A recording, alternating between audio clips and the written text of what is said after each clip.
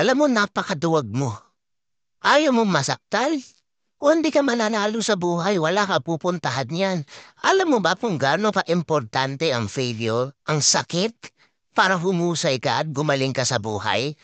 Padlock yan ng tagumpay, tatandaan mo. Kasi importante nagkakamali tayo eh. Dahil sumusubo ka, magkakamali ka talaga. Mas matakot ka kung hindi ka nasasaktan.